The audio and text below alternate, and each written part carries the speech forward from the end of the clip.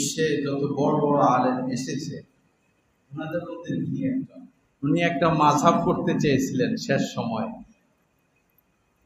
চার মাযহাব না, উনি একটা করতে চাইছেন সহজ।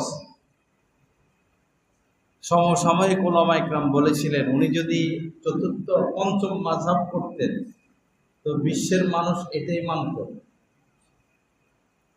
কিন্তু তিনি হানাফি মাযহাবের উপরে নিজেকে ফেদা করে দিয়েছেন শেষ সময়। এত বড় আলেম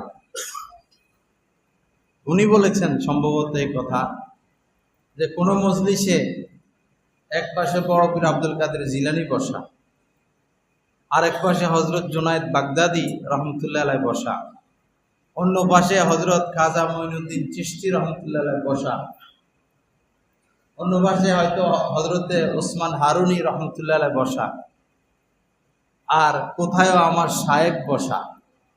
আমি তো শুধু আমার শায়েখের দিকে তাকিয়ে থাকি। নিজের শায়েখকে সবার ঊর্ধ্বে মনে করা, তখন ফায়দা হবে। ছুটাছুটি দৌড়াদৌড়ি করতে নাই, একজনকে ধরা, যাকে ধরা বুঝে শুনে একজনকে ধরা, ওনার পরামর্শে চলা। আল্লাহ আমাদেরকে তৌফিক দান করেন। আল্লাহ পাক আমাদেরকে কামেল ইসলাম নসিব করেন। মনের বর্তমানে বেশি টেনশনে আমরা আক্রান্ত, টেনশন, পেরেশানি, অস্থিরতা। যত পেরেশানি, যত অস্থিরতা, যত টেনশন, চিকিৎসা একটা, আল্লাহর স্মরণ। চিকিৎসা কি? আল্লাহর স্মরণ।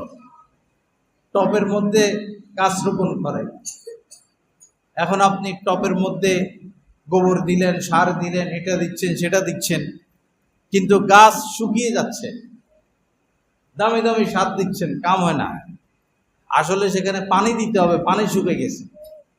পানি তো আসল, অন্তরের আসল যে বিষয়টা, অন্তরের শান্তির, সেটা হচ্ছে আল্লাহর স্মরণ। আলা বিযিক্রিল্লাহি তাতমাইন্নুল কুলুব। অন্তরের প্রশান্তি কেবলই আল্লাহর স্মরণের মধ্যে। আল্লাহকে স্মরণে রাখা সব সময়, ভুলে গেলে আবার স্মরণ করা, ভুলে গেলে আবার স্মরণ করা, ভুলে গেলে আবার স্মরণ করা, সব সময় আল্লাহর স্মরণ। অনেক বড় দৌলত, অনেক বড় দৌলত আল্লাহকে স্মরণ করা। আল্লাহ পাক আমাদের সবাইকে তৌফিক দান করেন। শোনা কোনটা শোনা।